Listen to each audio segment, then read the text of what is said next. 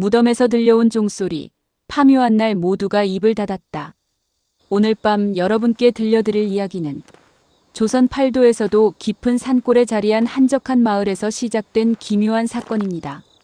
밤마다 들려오는 알 수 없는 소리, 그리고 그 소리가 파헤친 오래된 무덤 아래 감춰진 비밀. 과연 그 진실은 무엇이었을까요? 이 모든 것을 파헤치기 위해 외지에서 홀로 이 마을에 발을 들인 한 사내의 이야기부터 시작해봅니다. 때는 바야흐로 조선 중기, 낯선 행색의 한 사내가 해 진력 작은 산골 마을 어귀에 도착했습니다. 이름은 이원, 과거 급제를 포기하고 세상을 유랑하던 선비였습니다.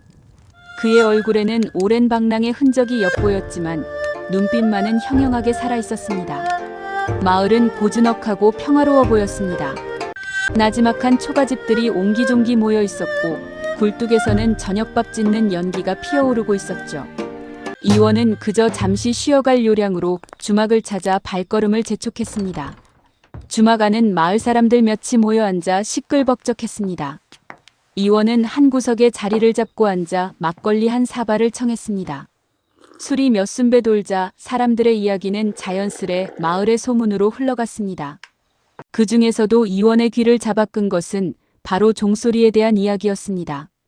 어험, 자네들 밤에 그 소리를 들어봤는가? 또랑또랑한 것이 분명 종소리더란 말이야. 덩치 큰 장정 하나가 몸을 움츠리며 말했습니다.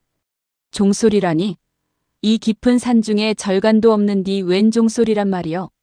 다른 이가 반문했습니다. 그게 말이다 뒷산 언덕배기, 오래된 박진사 땡무덤에서 들려오는 소리라지 뭐야. 순간 주막 안은 정적에 휩싸였습니다. 마을 사람들의 얼굴에는 두려움과 불안감이 역력했습니다. 박진사 땡무덤은 마을에서 가장 오래된 무덤 중 하나로 한때는 꽤나 이름 높은 양반가의 무덤이었지만 지금은 후손들이 모두 객지로 떠나 돌보는 이 하나 없이 으스스한 기운만 감도는 곳이었습니다. 밤마다 그 무덤에서 종소리가 들린다는 소문은 이미 마을 사람들의 밤잠을 설치게 할 만큼 공공연한 비밀이었습니다. 이원은 겉으로는 아무렇지도 않은 듯 막걸리를 들이켰지만 속으로는 심상치 않은 기운을 감지했습니다. 단순한 소문이라고 치부하기에는 마을 사람들의 공포가 너무나도 생생했기 때문입니다. 그날 밤 이원은 여느 때보다 깊은 잠을 청했습니다. 그러나 잠결에도 그의 귓가에는 알 수 없는 소리가 아른거리는 듯 했습니다.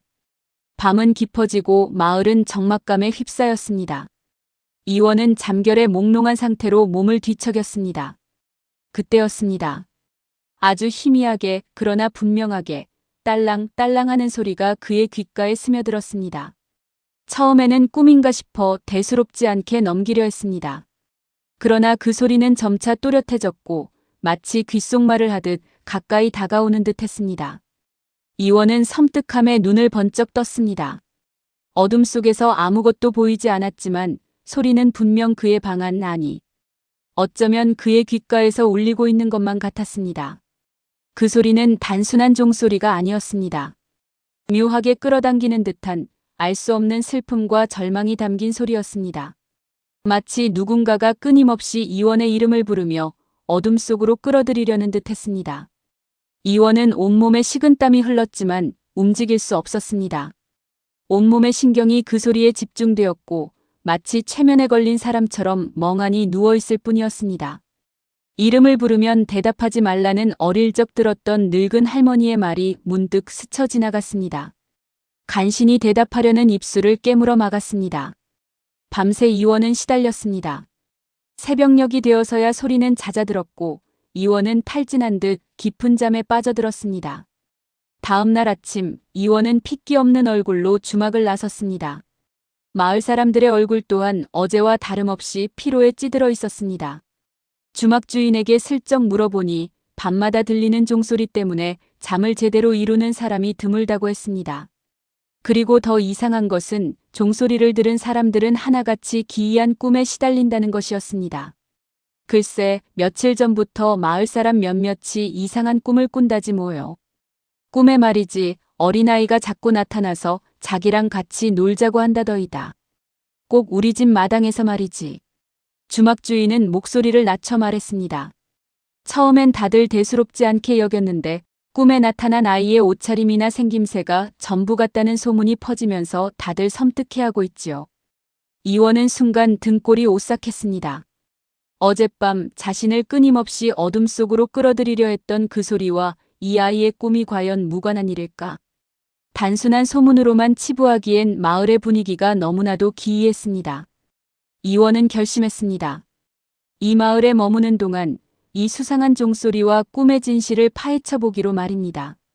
며칠 동안 이원은 마을을 돌아다니며 사람들의 이야기를 들었습니다. 종소리는 분명 박진사 댁 무덤에서 시작된다는 것이 중론이었습니다. 그리고 그 종소리를 들은 이들은 밤마다 알 수 없는 불안감과 함께 기이한 꿈에 시달린다고 했습니다. 어떤 이는 꿈속에서 아이와 놀다가 깊은 숲속으로 이끌려가는 꿈을 꾸었고, 어떤 이는 아이가 자신의 이름을 부르며 집 안으로 들어오려 한다는 꿈을 꾸었다고 했습니다. 섬뜩하게도 꿈속에서 아이의 얼굴을 본 이들은 하나같이 아이의 눈빛이 마치 죽은 사람 같았다고 증언했습니다. 이원은 밤이 되면 박진사 댁 무덤 근처를 몰래 찾아갔습니다. 어둠이 짙게 깔린 무덤가는 으스스한 기운이 감돌았습니다. 덤불은 우거져 있었고 오래된 비석은 이끼로 뒤덮여 있었습니다. 멀리서 마을의 불빛이 희미하게 깜빡이는 것 외에는 아무것도 보이지 않는 고요한 밤이었습니다.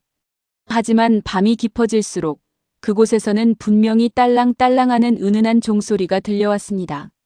소리는 작았지만 그 존재감은 너무나도 강렬했습니다. 마치 무덤 아래에서 울려 퍼지는 듯한, 그리고 어딘가 슬픔을 담고 있는 듯한 소리였습니다.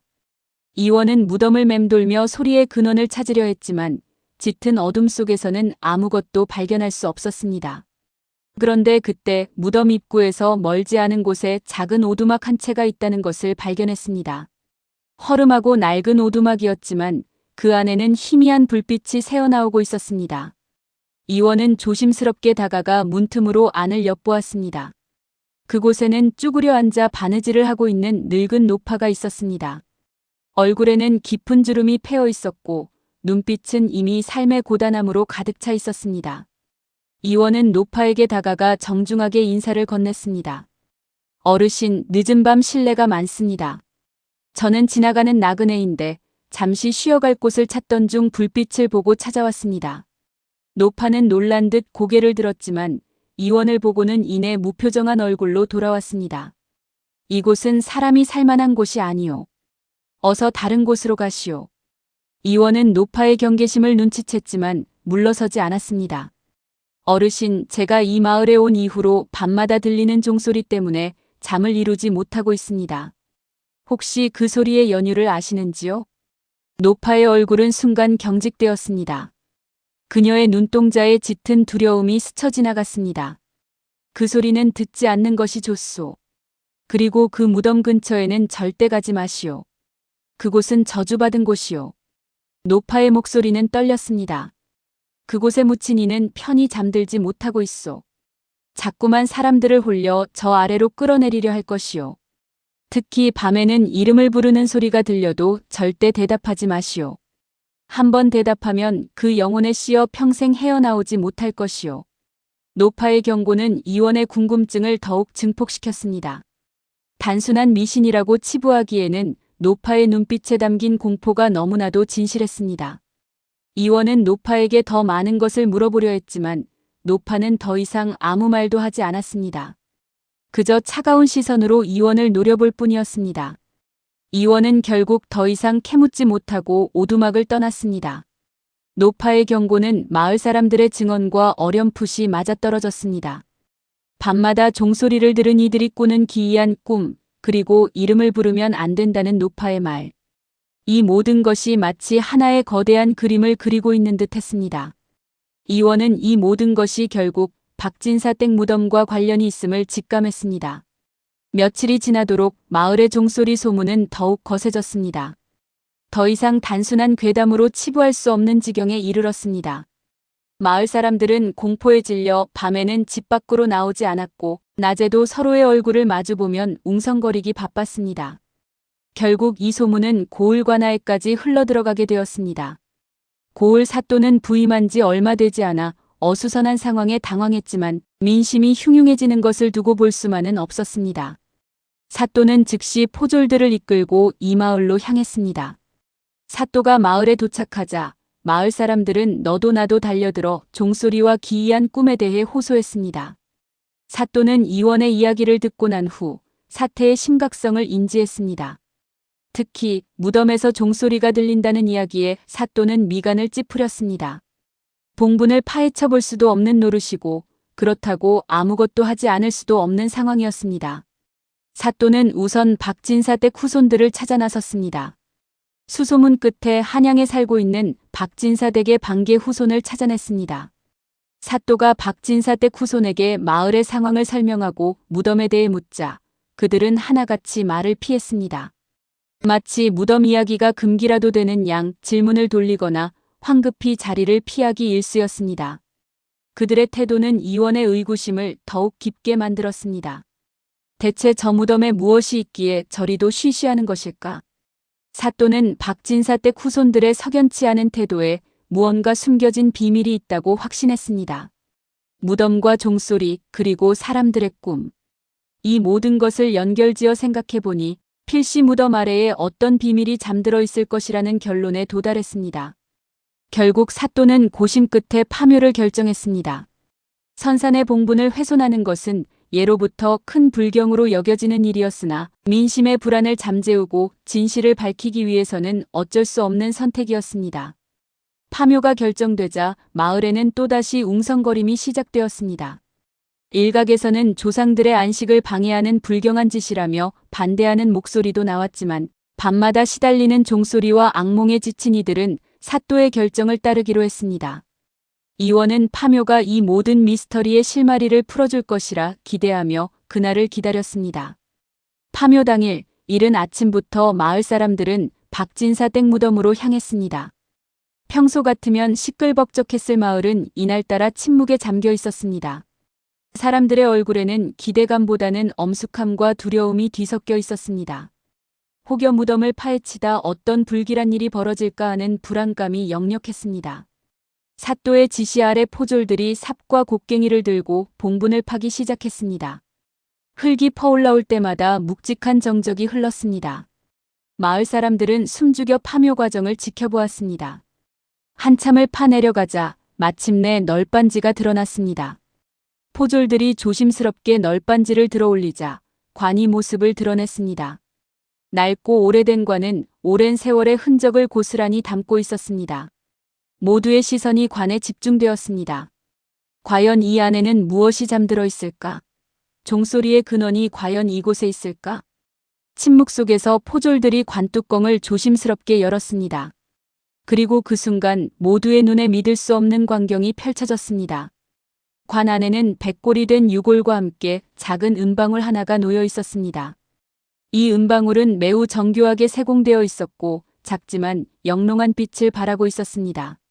그리고 그 은방울 옆에는 낡고해진 비단 조각이 있었는데 그 안에는 어린아이의 머리카락 한 줌과 함께 누군가의 이름이 적힌 글귀가 있었습니다. 바로 수아라는 이름이었습니다. 은방울을 발견하는 순간 마을 사람들은 술렁이기 시작했습니다. 웅성거림 속에서 이원의 귀에 들려온 이야기는 충격적이었습니다. 수아는 십수년 전 박진사 댁에 머물던 한 젊은 여인의 이름이었습니다. 이 여인은 박진사 댁의 서자로 혼인하지 않은 채 박진사 댁의 아들, 즉 박진사의 서자와 연모하는 사이였습니다. 당시에는 엄격한 신분 사회였기에 서자끼리의 연모는 허락되지 않는 것이었습니다. 결국 여인은 홀로 아이를 낳았고 그 아이는 태어난 지 얼마 되지 않아 병으로 죽었다고 알려져 있었습니다. 하지만 비단 조각에 적힌 글귀는 그 진실을 뒤집는 내용이었습니다. 어린아이의 머리카락과 함께 적힌 글귀는 나의 사랑하는 아가, 억울하게 죽은 너의 하니. 이 은방울에 깃들어 부디 이 세상에 잊혀지지 않기를. 너의 어미가 라는 내용이었습니다. 그리고 은방울은 아이가 태어났을 때 발목에 채워주었던 것이라고 했습니다. 수아는 아이가 병으로 죽은 것이 아니라 양반가의 체면을 위해 몰래 죽임을 당했다는 사실을 깨달았던 것입니다. 그리고 그 슬픔과 한을 담아 아이의 시신과 은방울을 함께 묻었던 것입니다. 이 은방울은 단순한 장신구가 아니라 억울하게 죽은 아이의 영혼을 담은 매개체였던 것입니다. 결국 박진사 댁 무덤에서 들려온 종소리는 억울하게 죽임을 당한 어린아이의 한이 담긴 은방울 소리였던 것입니다. 밤마다 마을 사람들의 귓가에 속삭이듯 들려오던 소리, 그리고 꿈에 나타나 함께 놀자고 하던 아이의 모습. 이 모든 것이 세상에 자신의 존재를 알리고 싶었던 아이의 영혼이 만들어낸 현상이었던 것입니다. 박진사 댁 후손들이 무덤 이야기를 피했던 이유 또한 이 끔찍한 진실이 세상에 드러날까 두려워했기 때문이었습니다. 사건의 진실이 밝혀지자 마을 사람들은 큰 충격에 빠졌습니다. 그리고 동시에 억울하게 죽은 아이에 대한 연민과 동정심에 잠겼습니다. 사또는 박진사 댁 후손들을 추궁했고 결국 그들은 과거의 죄를 인정했습니다. 억울한 죽음을 맞이한 아이는 정식으로 장례를 치렀고 마을 사람들은 아이의 너클 기리는 작은 제사를 지냈습니다. 은방울은 아이의 무덤에 함께 묻혔습니다. 모든 사건이 해결되고 마을은 다시 평화를 되찾는 듯 했습니다. 밤마다 들려오던 종소리도 멎었고 악몽에 시달리던 사람들도 점차 안정을 찾아갔습니다. 이원은 자신의 역할을 다했다고 생각하고 다시 길을 떠날 준비를 했습니다. 그러나 이 마을은 그를 쉽게 놓아주지 않았습니다. 이원이 마을을 떠나기 전날 밤이었습니다. 그는 여느 때처럼 잠자리에 들었지만 왠지 모르게 불안한 기운을 느꼈습니다. 그리고 그 순간 또다시 희미하게 딸랑 딸랑하는 소리가 그의 귓가를 스쳤습니다. 처음에는 환청인가 싶어 귀를 기울였지만 소리는 점차 또렷해졌습니다. 마치 이전보다 더 가깝게 그리고 더 간절하게 울려 퍼지는 듯 했습니다. 이원은 벌떡 일어났습니다. 분명 모든 것이 해결되었다고 생각했는데 대체 이 소리는 무엇일까? 그는 창문 밖을 내다보았습니다. 칠흑 같은 어둠 속에서 그는 저 멀리 박진사 댁 무덤 언덕배기에서 희미한 불빛이 깜빡이는 것을 보았습니다. 그것은 마치 누군가가 자신을 부르는 듯한, 아니 어쩌면 이 마을 전체를 부르는 듯한 신호 같았습니다. 이원은 떨리는 발걸음을 옮겨 다시 무덤가로 향했습니다. 밤 공기는 차가웠고 그의 심장은 불안감에 격렬하게 뛰었습니다. 무덤에 가까워질수록 종소리는 더욱 선명하게 들려왔습니다. 딸랑 딸랑 소리는 마치 그의 영혼을 꿰뚫는 듯 했습니다. 그리고 그 소리 사이로 아주 희미하게 속삭이는 듯한 목소리가 들려왔습니다. 그의 이름을 부르는 목소리였습니다. 이원 이원 함께 놀자. 이원은 온몸에 털이 곤두서는 것을 느꼈습니다. 그 목소리는 분명 아이의 목소리였지만 그 안에는 인간의 것이 아닌 알 수 없는 깊은 절망과 외로움이 담겨 있었습니다. 그는 노파의 경고를 떠올렸습니다. 이름을 부르면 절대 대답하지 말라. 한번 대답하면 그 영혼에 씌어 평생 헤어나오지 못할 것이요. 이원은 뒷걸음질 쳤습니다. 그러나 그의 발은 마치 땅에 박힌 듯 움직이지 않았습니다. 소리는 더욱 커졌고 그의 이름을 부르는 목소리 또한 더욱 선명해졌습니다. 그리고 그때 무덤 뒤편에서 어둠 속에서 희미한 형체가 모습을 드러냈습니다. 작고 왜소한 어린아이의 형체였습니다. 그 아이는 새하얀 소복을 입고 있었고 얼굴은 창백하게 빛나고 있었습니다. 하지만 가장 섬뜩한 것은 그 아이의 눈빛이었습니다. 생기 없는 마치 텅 비어버린 듯한 눈빛은 이원의 영혼을 빨아들이는 듯 했습니다. 아이는 천천히 이원을 향해 다가왔습니다. 그의 손에는 작은 은방울이 들려 있었고 아이가 걸음을 옮길 때마다 딸랑딸랑하는 소리가 더욱 애절하게 울려 퍼졌습니다. 이원은 공포에 질려 비명을 지르려 했지만 목소리가 나오지 않았습니다. 온몸이 얼어붙은 듯 움직일 수 없었고 그는 그저 아이의 모습을 멍하니 바라볼 수밖에 없었습니다. 아이가 이원의 코앞까지 다가왔을 때 그는 비로소 자신이 이 마을에서 벗어날 수 없음을 깨달았습니다. 단순한 종소리와 꿈이 아니었습니다. 이 마을 전체가, 아니 어쩌면 이 세상 자체가 거대한 덫이었던 것입니다. 억울하게 죽은 아이의 한은 비단 그 은방울 하나에만 깃들어 있던 것이 아니었습니다. 그것은 이 마을의 모든 어둠과 절망을 끌어들이는 거대한 영혼의 구멍이었고 이원은 이미 그 구멍 속으로 깊숙이 빨려 들어가고 있었던 것입니다. 아이는 이원의 손을 잡았습니다. 차갑고 메마른 아이의 손은 이원의 온몸의 기운을 빨아들이는 듯 했습니다. 그리고 아이의 입에서 속삭이듯 들려오는 목소리. 이제 영원히 함께 놀자. 이원은 정신을 잃었고 다시 눈을 떴을 때는 이미 날이 밝아 있었습니다. 그는 자신의 주막방 침대에 누워 있었습니다. 모든 것이 꿈이었을까? 그는 황급히 몸을 일으켜 자신의 손을 보았습니다. 어젯밤 아이가 잡았던 그 손목에는 희미하게 붉은 자국이 남아 있었습니다. 그리고 귓가에는 아직도 딸랑딸랑하는 은방울 소리가 맴도는 듯 했습니다. 이원은 더 이상 마을을 떠날 수 없었습니다. 아니, 떠날 의지조차 사라진 듯 했습니다. 그의 눈빛은 텅 비어 있었고 얼굴에는 알 수 없는 허탈감만이 가득했습니다. 그는 그저 멍하니 앉아 창문 밖을 바라볼 뿐이었습니다. 이제 그는 이 마을의 또 다른 일부가 된 듯 했습니다. 낮에는 그저 평범한 마을 사람처럼 행동했지만 밤이 되면 그는 알 수 없는 존재의 부름에 이끌려 어디론가 향하는 듯 했습니다. 마을 사람들은 점차 이원의 눈빛이 어딘가 텅 비어가는 것을 느꼈지만 아무도 그에게 말을 걸지 않았습니다. 그저 침묵 속에서 서로를 바라볼 뿐이었습니다. 밤마다 들려오는 은방울 소리는 이제 더 이상 특정 무덤에서만 들리는 것이 아니었습니다. 마을 전체를 감싸는 듯한 소리가 되었고 마을 사람들의 꿈속에는 이제 아이의 모습과 함께 이원의 모습 또한 나타나기 시작했습니다. 이원은 아이와 함께 마을 사람들을 부르고 있었습니다. 마치 끝없이 이어지는 끔찍한 윤회처럼 이 마을은 영원히 이 공포에서 벗어날 수 없는 운명에 처한 듯 했습니다. 의상, 조선 파일이었습니다.